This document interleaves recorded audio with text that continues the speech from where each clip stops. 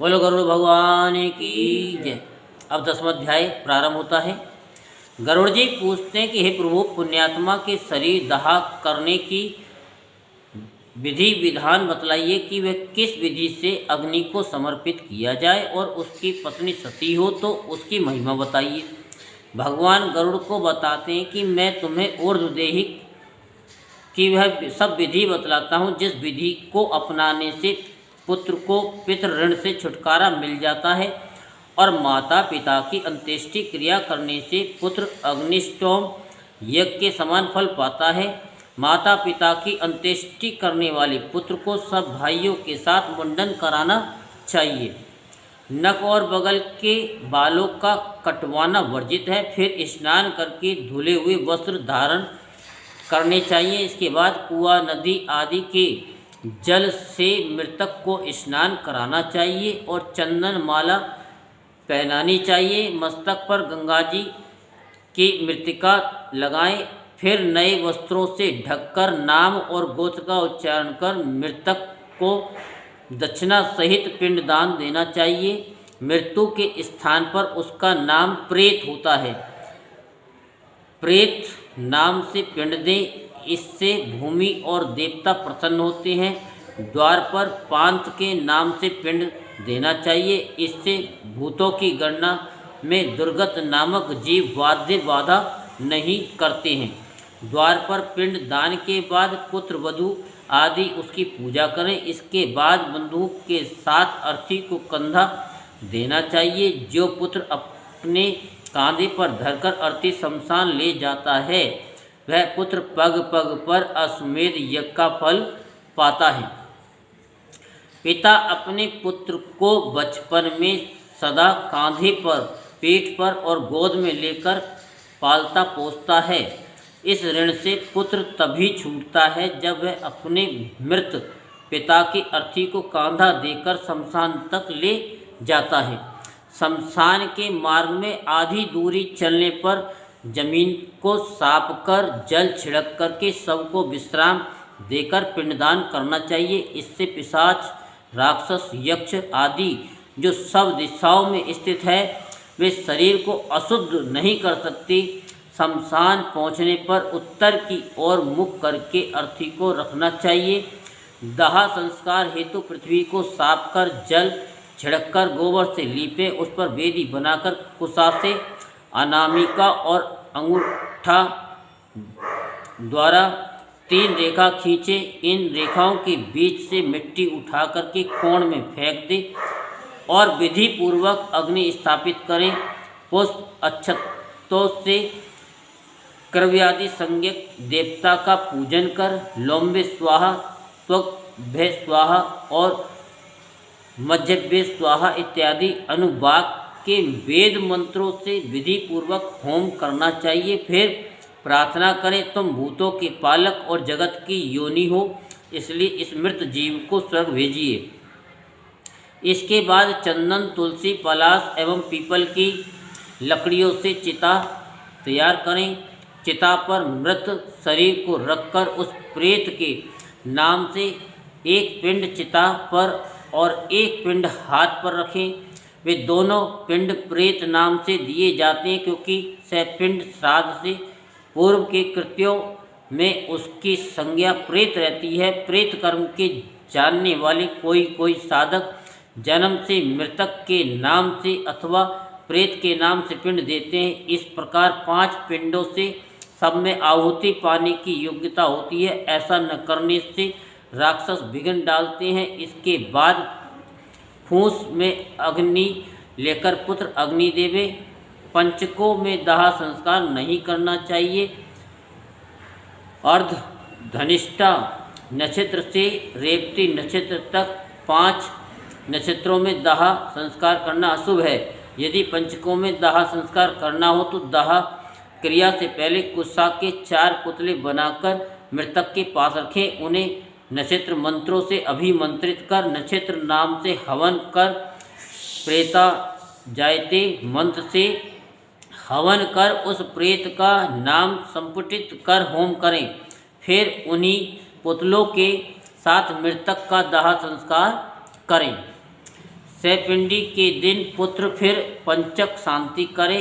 तिल, पात्र, स्वर्ण, चांदी तथा घी से भरा कांस्य पात्र दान करना चाहिए।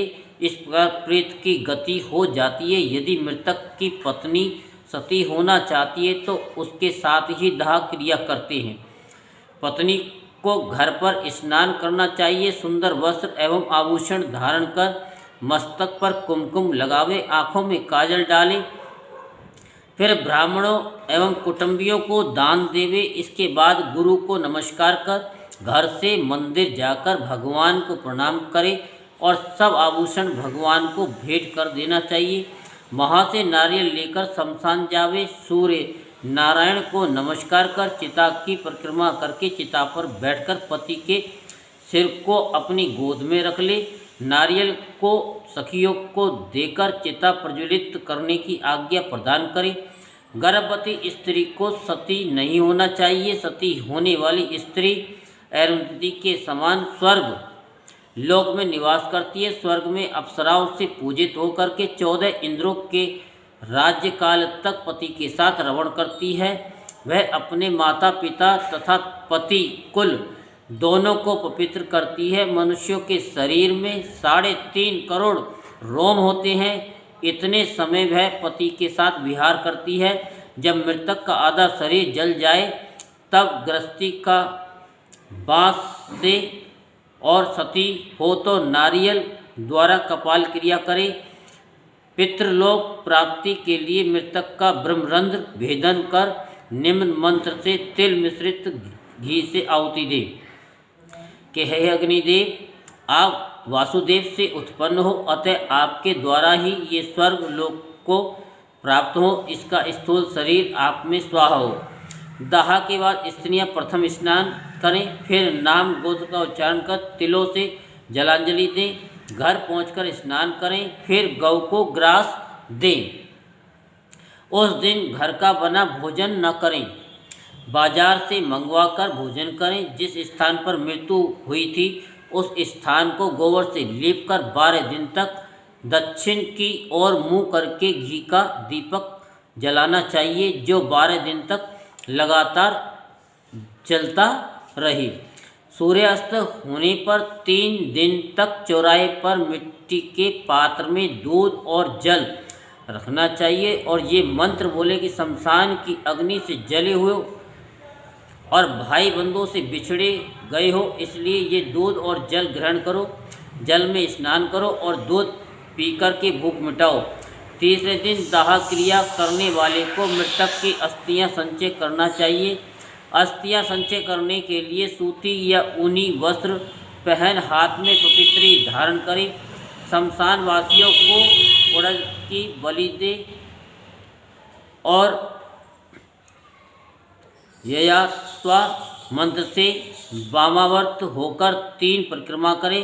फिर चिता की अग्नि को दूध और जल से शीतल करें तथा अस्थि संचय करें। अस्थियों को ढाक के पत्तों पर रखते जाएं। इसके बाद अस्थियों को दूध और जल से धोकर मिट्टी के पात्र में रखकर विधि पूर्वक श्राद्ध करें। तिकोना मंडल बनाकर गोबर से लीपे और दक्षिणाभिमुख होकर 3 दिशाओं में 3 पिंड दें। इसके बाद चिता की राख एकत्रित कर उस पर लकड़ी की तिपाई रखें। तिपाई पर खुले मुंह का जल से भरा घड़ा रखें।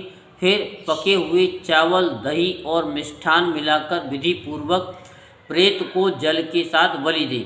उत्तर दिशा में 10 कदम चलकर एक गड्ढे में अस्थियों को रखें। प्रेत दाह की निवृत्ति के निमित्त एक पिंड दें। फिर गड्ढे से अस्थि पात्र को निकालकर सरोवर, नदी या तालाब पर ले जाकर दूध एवं जल से बार बार धोएं और चंदन या कुमकुम से उन्हें चर्चित करें।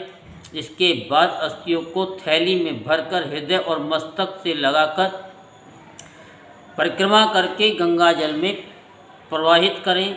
जिन प्राणियों की अस्थियां 10 दिनों के अंदर गंगा जी में डूब जाती हैं उस जीव को ब्रह्मलोक में स्थान मिलता है। जितने वर्ष तक अस्थियां गंगा जल में रहती हैं उतने 1000 वर्ष तक वह प्राणी स्वर्ग में निवास करता है। गंगा जी की लहरों को स्पर्श करने वाला पवन जब मृतक को स्पर्श करता है तो उसके पाप तुरंत नष्ट हो जाते हैं।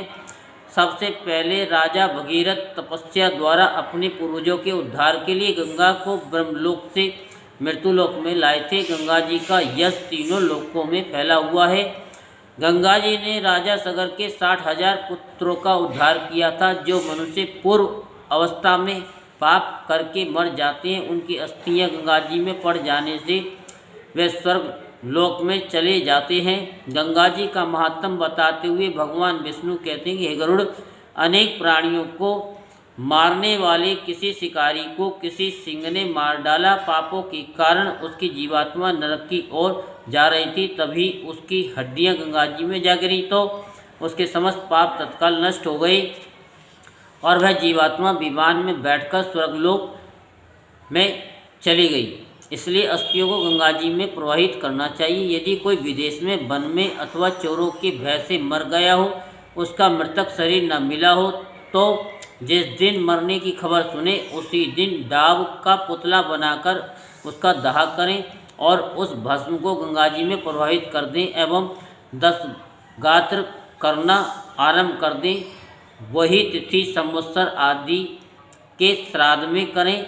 यदि किसी गर्भिणी स्त्री के 9 मास पूरे होने पर मृत्यु हो जाए तो उसका पेट चीरकर बालक को निकाल लेना चाहिए।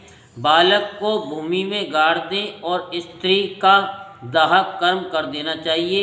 27 महीने तक के मृतक बालक को जमीन में गाड़ना चाहिए।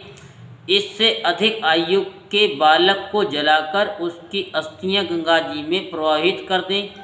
उसके लिए जल का घट दे और बालकों को भोजन कराने। गर्भ में नष्ट हुए की क्रिया नहीं की जाती है। 5 वर्ष में बालक के मरने पर कुमार अवस्था के बालकों को भोजन करावे। पौगंड अवस्था यानी 10 वर्ष तक में मरने पर बालक समेत ब्राह्मणों को भोजन करावे। 5 वर्ष के बाद चाहे यज्ञपीठ हुआ हो या न हुआ हो, मरने पर गुड़ या खीर के क्रम से 10 पिंड देने चाहिए। एकादशाह के कर्म करें परंतु वृषोत्सर्ग न करें। इसी प्रकार पौगंड अवस्था में मृत्यु होने पर वृषोत्सर्ग एवं शय्या दान रहित क्रिया करें हैं। उसका एकादशाह तथा द्वादशाह अवश्य करें। यदि पिता के सामने पौगंड अवस्था में बालक की मृत्यु हो जाती है तो उसके लिए सैपिंडी आदि नहीं करनी चाहिए। केवल द्वादशाह में एकोदिष्ट विधि से श्राद्ध करना चाहिए। स्त्री एवं शूद्रों के लिए केवल विवाह संस्कार ही है, अतः विवाह से पहले इनकी मृत्यु हो जाती है तो अन्य वर्णों के समान इनकी क्रिया की जाती है एवं छोटे की छोटे के समान और बड़े की बड़े के समान क्रिया करें। किशोर अवस्था और तरुण अवस्था में मृत्यु हो जाने पर उसके निमित्त वृषोत्सर्ग, पदशय्या, स्वर्ण एवं गौदान करावें। सब प्रकार के यति सन्यासियों का दाह, जल क्रिया और 10 गात्र आदि कोई भी कर्म पुत्र न करे। सन्यासी के दंड मात्र ग्रहण करने से ही मनुष्य नर से नारायण हो जाता है। त्रिदंड ग्रहण करने के कारण उनकी प्रेत संज्ञा नहीं होती। अपने स्वरूप के अनुभव से ज्ञानी पुरुष सदा मुक्त हैं।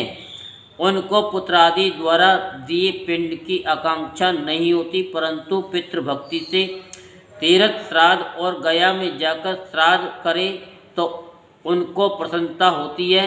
हंस, परमहंस, कुटिचक्र, बहुधक 4 प्रकार के सन्यासियों की मृत्यु होने पर इनके शरीर को जमीन में गाड़ देना चाहिए या गंगा नदी आदि नदियों में प्रवाहित कर देना चाहिए। यहीं पर 10वां अध्याय संपूर्ण होता है। बोल गरुड़ भगवान की जय।